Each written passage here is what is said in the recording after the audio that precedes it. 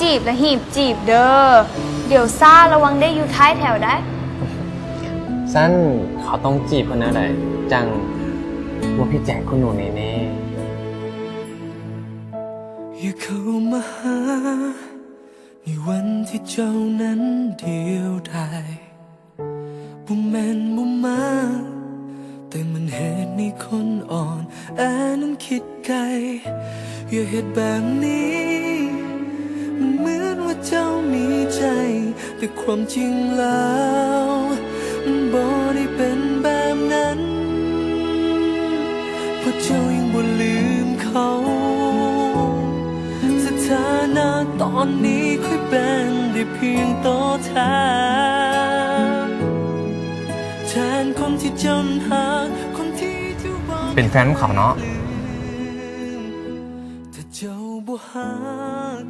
อลันเขาเป็นแฟนน้ำเพิ่นบ่ได้ดอกเขายังบ่ได้ฮักเพิ่นถึงขั้นจะต้องมาเป็นแฟนกันเข้าใจ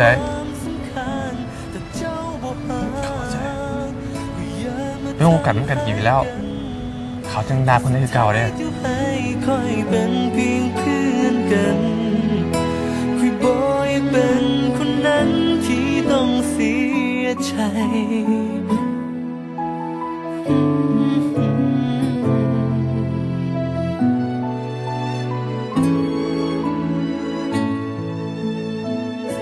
ถ้าเจ้าบ่ฮักจะมาให้ความหวังเพื่ออันใดก็หูว่า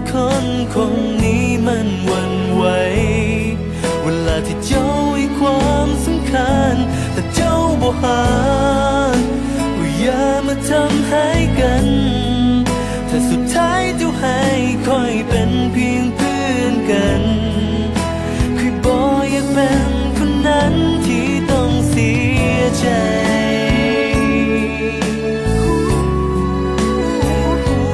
ถ้าเจ้าบ่คิดอันใดถ้าบ่มีใจก็อย่า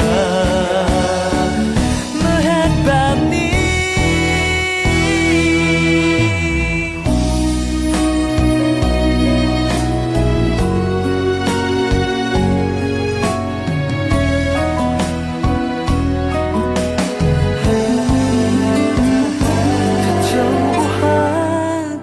จะมาให้ความหวังเพื่ออันใด